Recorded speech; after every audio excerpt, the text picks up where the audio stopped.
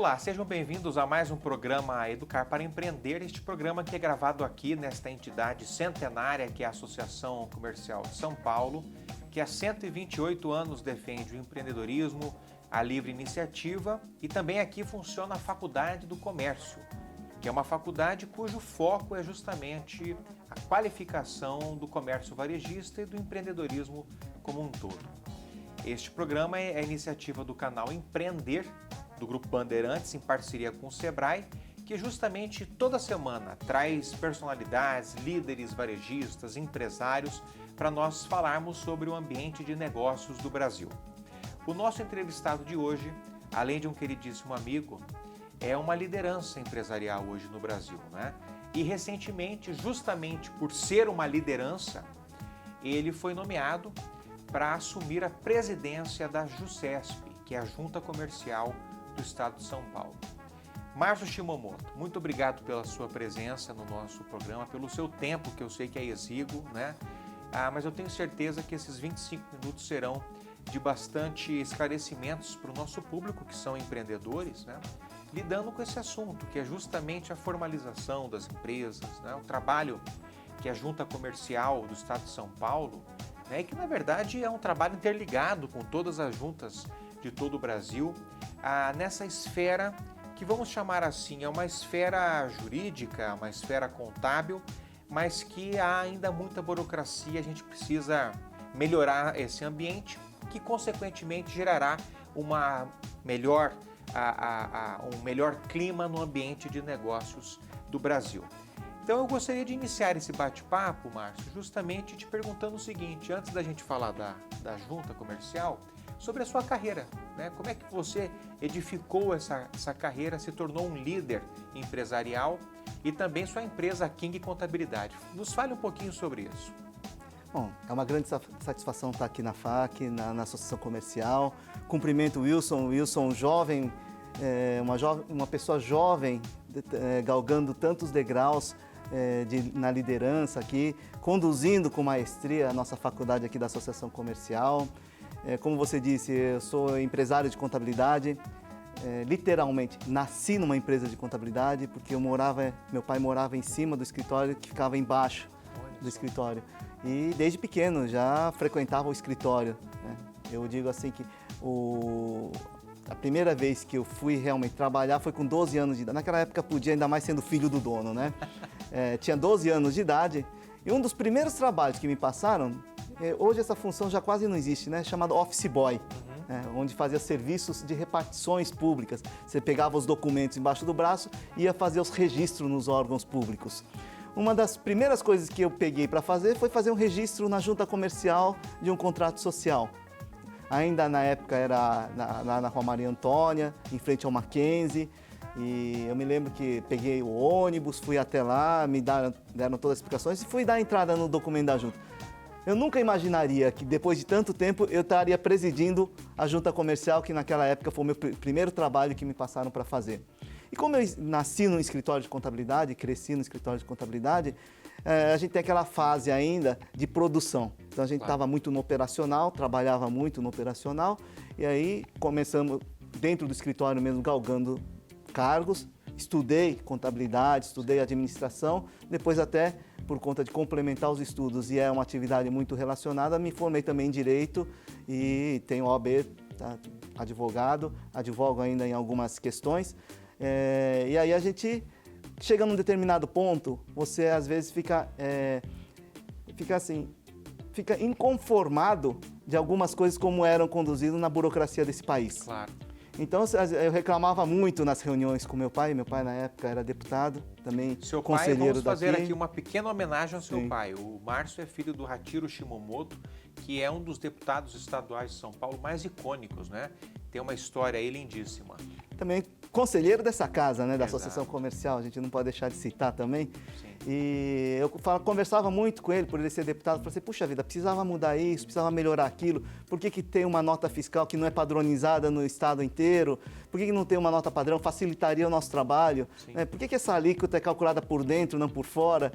Aí, em determinado momento, eu acho que meu pai encheu de mim e falou assim, pô, eu acho que você está dando muita opinião, acho que está na hora de você, em vez de ser pedra, você virar vidraça. Que tal você ir nas entidades? Porque uma voz sozinha, Wilson, nós que estamos no associativismo, nós descobrimos que uma voz sozinha, uma andorinha não faz verão. Não adianta você ficar gritando sozinho. Exatamente. Você tem que partir para um associativismo, para uma entidade que possa te escutar e você possa colaborar. As entidades estão sedentas de pessoas que possam dar sugestões. E elas têm força institucional, coisa que uma pessoa sozinha não tem. Aí meu pai falou, vai para o SESCOM, vai para a associação comercial, vai conversar com os nossos colegas para ver se o problema é comum. E aí você faz um coro. Fazendo um coro, você tem condições de mudar os destinos daquilo que você está reclamando. Daí eu fui para o SESCOM, comecei a participar da associação comercial também. E no SESCOM entrei como suplente, como todo mundo fala assim, suplente não faz nada, né? Vai lá. Mas muito pelo contrário, SESCOM, quando você tem um suplente que questiona, sugere, você começa a galgar cargos dentro do SESCOM. Claro. Me tornei presidente do SESCOM de 2016 a 2018. SESCOM é o Sindicato das Empresas de Contabilidade. Ao mesmo tempo, estava como vice-presidente aqui também, na Associação Comercial. Depois disso, fui para a FENACOM, que é a Federação das Empresas de Contabilidade. Fui presidente do Instituto FENACOM, que é um braço da nossa federação, um braço de negócios e de parcerias. Então, tive esses 4 anos na FENACOM e eu me elegi aqui como conselheiro deliberativo da Associação Comercial. Sim. Nesse momento, surgiu uma oportunidade, através dos nossos colegas Alfredo Kutait, Guilherme Afife, falei assim, Márcio, você não gostaria de estar assumindo uma função na junta comercial? Tendo o meu perfil, contador, os maiores usuários da junta comercial são contadores e advogados, você conhece os problemas que tem na formalização de negócios na junta comercial, você não gostaria de ajudar também na junta comercial? Claro. Assim, como sempre, a gente sempre se coloca à disposição. E foi assim que, finalmente, eu acabei assumindo, sendo nomeado presidente da Junta Comercial. E eu acho, Márcio, que, na verdade, é uma nomeação extremamente feliz, extremamente oportuna, porque, como você disse aqui, essa sua trajetória, você começou lidando com essa burocracia da vida da contabilidade, né? Que é registro de documentos, etc., analisando como é que funciona ali aquelas normas da própria junta comercial, e você sabe quais são os problemas, porque existem. E eu tenho certeza que com a sua articulação, com a sua competência, com a sua inteligência, que são reconhecidas por todos, você terá uma desenvoltura enorme para sanar esses problemas, né? Mas antes da gente ainda falar sobre a junta, Márcio, eu queria te perguntar o seguinte, você citou o SESCOM, que é o Sindicato das Empresas de Contabilidade, né? Sim. O que faz o SESCOM?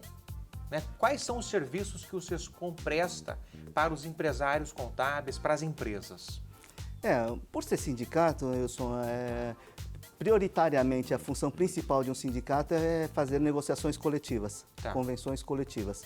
As convenções coletivas são aquelas regras que valem no relacionamento empresa-trabalho. Então, assim, é importante você ter esse regramento uniforme para todas as empresas para que possa estar fazendo um reajuste salarial. Imagina se cada empresa negociasse seu reajuste salarial com seus empregados. Sempre tem uma parte menos favorecida. Claro. Mas se entre os sindicatos e os empregados, os empregados ficariam muito mais fortes do que as empresas. Sim. Então seria esse relacionamento, a gente sempre faz de sindicato com sindicato. Sindicato empresário, sindicato dos laborais. Então essa é a função principal de um sindicato. É lógico, como você tem a representatividade de uma categoria econômica, que no SESCOM São Paulo são 62 categorias, além da contabilidade, nós temos auditorias, temos as holdings, temos juntas comerciais, nós temos a Bolsa de Valores, cartões de crédito, todos eles são representados pelo SESCOM São Paulo. Até as juntas comerciais também são representadas? Sim, as juntas comerciais, de alguma forma, ele tem representatividade dentro da junta comercial. Não os empregados e não a empresa, tá? Porque é uma autarquia. Mas nós temos... Os serviços são relacionados lá, né? Inclusive, esses escritórios que a junta tem no Sescom, aqui na própria Associação Comercial, nós sabemos que são escritórios muito eficientes, né, Márcio? Sim, os nossos escritórios regionais, ele cumpre aquela fase da descentralização que a Junta necessitava Isso. e de atender pessoalmente o nosso público, o público da Junta Comercial lá na ponta. Tá? Por mais que a gente informatize, digitalize, se nós já temos analfabetos funcionais no país, imagina os analfabetos digitais. Nem todos têm familiaridade com o digital. Nesse ponto, os escritórios regionais cumprem um papel muito importante de auxiliar o empresariado, a ponta final, na facilitação dos processos de abertura, alteração e cancelamento. Sim. Então, fazem um trabalho excelente, tanto aqui na Associação Comercial, como o Sescom São Paulo também tinha seus escritórios regionais. Perfeito. Bom, Márcio, agora entrando propriamente na Junta Comercial, né, que, como a gente disse, recentemente você assumiu a presidência dessa entidade tão importante para os empreendedores, porque é lá que a coisa começa, né? Quando o empreendedor informal se formaliza, é lá que inicia a jornada dele, certo? Quais são os desafios, Márcio? Você que domina, sabe dos problemas, quais são os desafios a serem encarados? Outro dia eu estava conversando até com uma repórter, Wilson. A repórter falou assim: o que é junta comercial? É onde você junta todos os comerciantes, é isso? Nem todos ainda, quem não está no meio empresarial, tem dúvidas do que é uma junta comercial. Certo. A junta comercial, ela é uma autarquia hoje, mas a função principal dela é fazer o registro e o arquivamento dos atos públicos na constituição de empresas comerciais. Isso. Hoje nós temos 3 órgãos de registro: junta comercial, cartórios, que são as entidades sem fins econômicos, né? As igrejas são cartórios, e temos a OAB. Então a OAB registra todas as empresas de advogados. E a junta comercial, as empresas mercantis. Lá a gente... Com fins lucrativos. Com fins lucrativos. Perfeito. Né? Então, inicia-se o nascedouro de uma empresa, começa nesses órgãos de registro. Então, ele começa a existir no mundo jurídico através do seu registro. E lá a gente faz o arquivamento e torna público para quem quiser, né?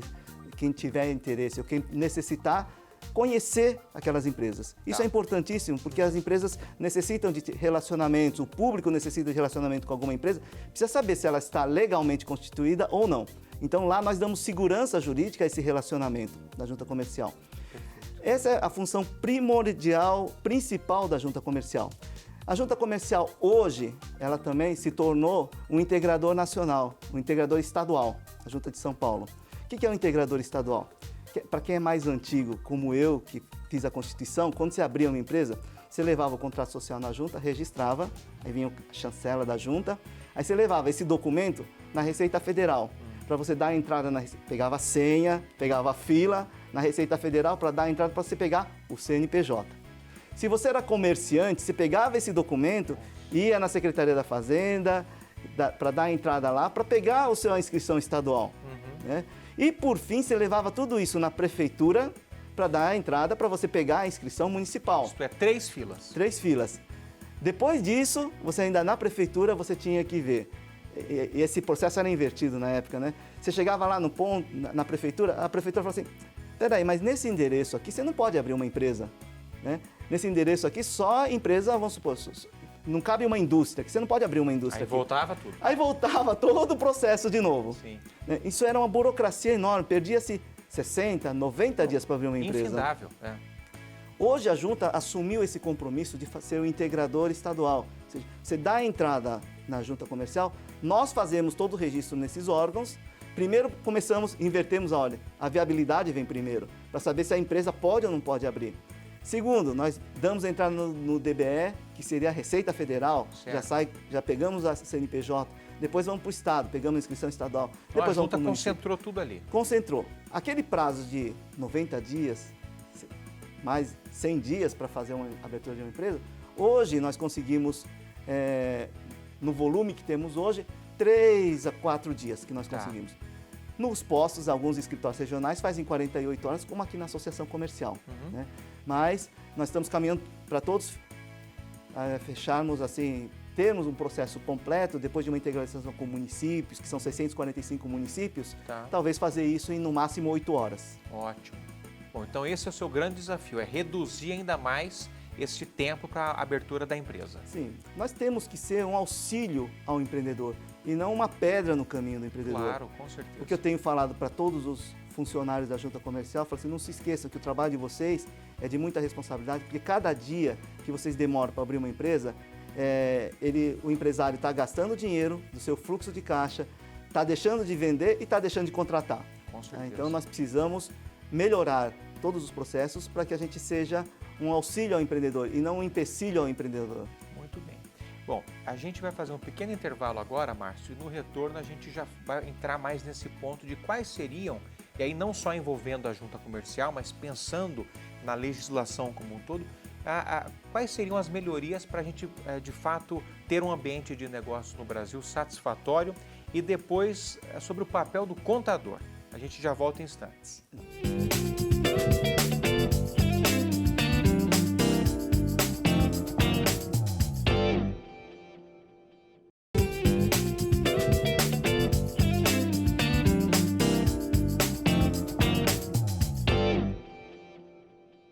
Bom, estamos novamente aqui com o nosso entrevistado Márcio Shimamoto, no nosso programa Educar para Empreender, que é o presidente da Junta Comercial do Estado de São Paulo, a JUSESP, né? E meu companheiro aqui na vice-presidência da Associação Comercial de São Paulo.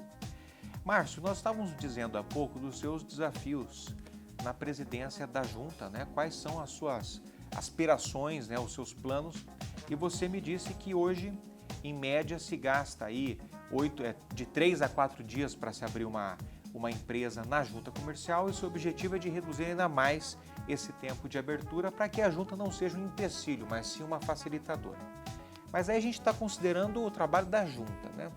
Você, Márcio, com toda a sua experiência de SESCOM, um líder empresarial, filho de um deputado muito atuante, né, e voltado para essa classe empreendedora, na sua visão, né, quais seriam as implementações necessárias na nossa legislação federal, estadual, para uma melhoria do nosso ambiente de negócios? E aqui só um ponto, né, que seria importante esclarecer. A Associação Comercial de São Paulo, você muito bem sabe disso, criou muitas formulações legislativas que foram, de fato, aprovadas e entraram em operação, como o Simples Nacional, como meio microempreendedor individual, mais recentemente a Lei de Liberdade Econômica, o Cadastro Positivo, tudo isso, né, esse ferramental legislativo para apoiar o nosso empresariado. Mas faltam muitas coisas, é isso que eu gostaria de ouvir de você.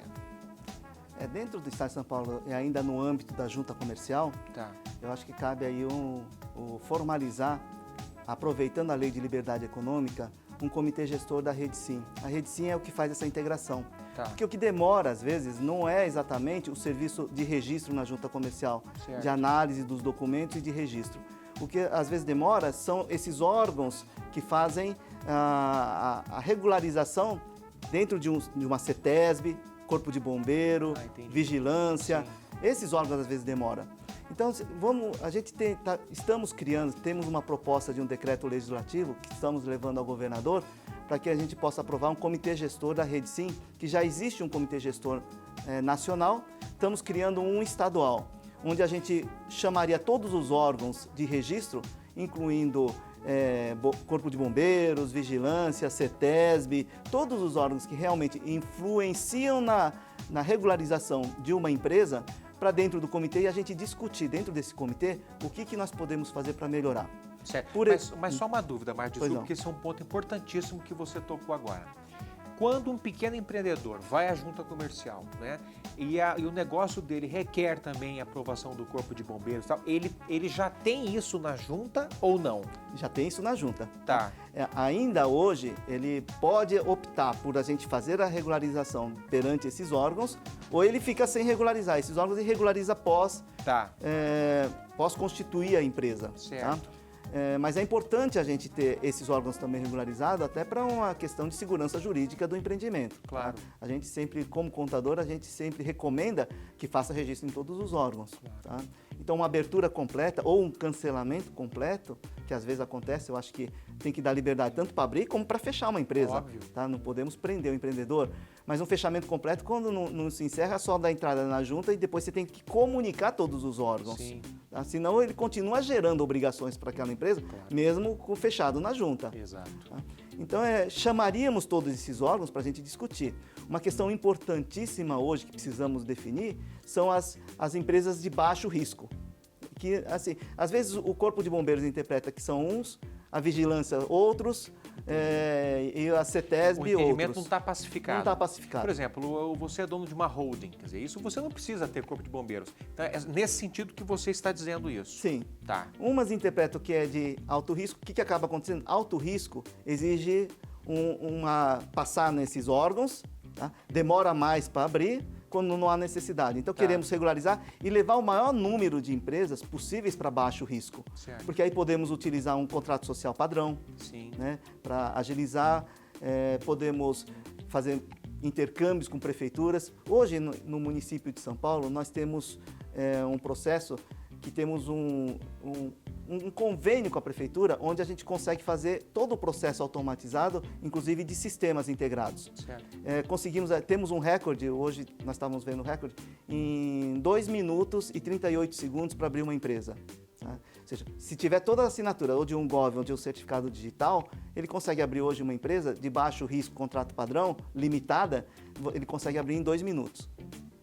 Então, queremos levar esse modelo para todo o estado de São Paulo e não ficar só restrito ao município. Isso só é possível quando a gente tem uma integração de dados e no comitê gestor a gente está chamando os municípios, está chamando esses órgãos para a gente definir regras para que a gente chegue num consenso. Tá. Agora, um outro ponto importante, Márcio, que eu gostaria de tratar com você é justamente o seguinte. A minha formação também, eu sou advogado, né? E eu já acompanhei muitos casos de formalização de empresas, de abertura de empresas, que caíam sempre em exigências, né? Só para que o nosso público entenda, você deposita aquele documento na junta, a junta faz uma análise e pode dar exigência ou não. Exigência é o que tem que ser corrigido, né? E desculpe a franqueza, Márcio, mas já aconteceu casos de eu verificar que o documento voltou porque a fonte da letra era uma fonte que estava errada, ou o espaçamento das linhas no contrato social. Será que isso não é um pouco de exagero, Márcio, que necessitaria de uma gestão um pouco mais, quer dizer, de uma fiscalização um pouco mais branda, menos complicadora? Qual que é a sua visão? Olha, Wilson, com relação a exigências, eu tenho um número que hoje 30% dos documentos que dão entrada na junta sofrem exigências. Sim. Aí tem 2 frentes que a gente pode estar fazendo para melhorar isso e estamos estudando essas 2 frentes. Primeiro, a parte interna da junta. Precisaremos criar uma padronização dos entendimentos das exigências que a gente solicita para o empreendedor. Às vezes há um processo que um atendente, um analista técnico, ao analisar um documento, interpreta de um jeito, outro interpreta de outro jeito. Então, estamos querendo criar uma padronização, já existia lá atrás, estamos atualizando, para que seja uma normativa que ele vincule todos dentro da junta e fora da junta também. Sim. Uma súmula, você é advogado, conhece a súmula vinculante. Sim. Prolatado, uma súmula vinculante, todos seguem aquele padrão, Exato. Todos os entendimentos são naquele sentido. Sim. Queremos fazer isso dentro da junta também, para que a gente possa melhorar esse entendimento e tornar esses enunciados ou súmulas levar ao público isso. Teria no site da junta comercial todas essas informações. Perfeito. Isso internamente a gente está tentando resolver dessa forma. Tá?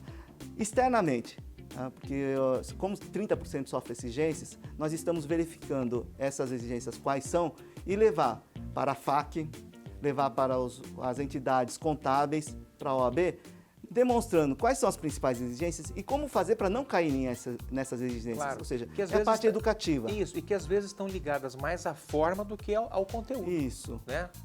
E sendo forma é uma coisa muito mais simples de você passar essas informações. Isso. Não é? E ficamos sabendo que aqui na FAC tem uma cadeira que cuida da parte de societários. Sim, né? com certeza. Eu acho que é importante passar, se você permitir, a faculdade permitir, já está levar esse conteúdo também para os futuros empreendedores, futuros contadores, futuros administradores, para assim, olha, como é que você abre uma empresa, como é que você constitui uma empresa de uma forma correta, sem sofrer exigências da junta comercial. Perfeito, muito bem. Bom, Márcio, o nosso programa, nós somos inimigos do tempo aqui, porque só dura 25 minutos, o assunto ele é super interessante, você passa o assunto de um jeito assim, muito tranquilo, muito didático, mas eu só gostaria de finalizar o nosso programa, e aí eu lhe peço 2 minutinhos, que é o tempo que nos resta, para você falar o seguinte: qual é a importância do empreendedor contratar um bom contador na hora de formalizar os seus atos societários, da sua contabilidade, enfim, qual a importância de se ter um contador acompanhando o seu negócio? Bom, eu acho que não preciso nem dizer que não existe empresa sem contador, né? E o contador, na verdade, ele é o auxiliar, ele tem que ser visto como um auxiliar na gestão dos negócios. E não só aquele que cumpre algumas obrigações tributárias, como emitir uma guia de DARF. Isso faz parte do serviço, sim. Mas o contador vai além disso e cabe ao empreendedor cobrar essa função que o contador deve ter de explicar os números daquela empresa para o seu contratado, sim, dizendo assim: olha, você gastou tanto, olha, vamos fazer aqui um orçamento da tua empresa, vamos prever o crescimento. Como é que você gostaria de estar daqui 2 anos? Isso. Tá? O contador pegando essa informação do empreendedor, como é que você quer estar daqui 2 anos? Você, bom, para chegar nessa métrica, então você precisa diminuir aqui, aumentar ali, toma cuidado com esse ponto aqui. Sim. E isso, passado para o contador deveria estar orientando ele mês a mês. Opa, estourou aqui, hein? O que aconteceu? Oh, então, se estourou aqui, no mês que vem, vamos diminuir aqui. Esse controle, essa gestão que o contador pode estar ajudando o empreendedor é de suma importância para manter o crescimento daquela empresa com vistas de uma pessoa de fora, independente, que possa estar passando os números para ele, acompanhando de perto os seus números. Essa é a função principal do contador, que eu acho que estamos tendo aí uma bela discussão de uma reforma tributária. Sim. Essencial para que a gente tenha uma simplificação. Exato. E até para que nós possamos ser enxergados melhor por investidores para trazer investimento para cá. Essa desburocratização é importante. Reduzir o custo do Brasil. Né? Reduzir o custo do Brasil. Mas o contador vai além dessa parte tributária, né? Ele é essencial nessa parte de auxiliar na gestão, auxiliar nos processos daquela empresa para que ela possa crescer. Perfeito. Bom, isso é uma evolução, Márcio, da contabilidade para a gestão financeira, né? Sim. E o contador hoje é perfeito, estou de pleno acordo. O contador hoje ele tem de ser não só lidar com a contabilidade, mas sim com a gestão financeira que inclui a contabilidade. Exatamente. É isso? Márcio, muito obrigado pelo seu tempo, muito obrigado pela sua sabedoria, pelas suas lições. Tenho certeza que os empreendedores que nos assistem estão muito animados com a sua perspectiva enquanto presidente da Junta para a facilitação desses processos burocráticos, que eu tenho certeza que na sua gestão isso vai acontecer. Muito obrigado, Márcio, e até o próximo programa Educar para Empreender.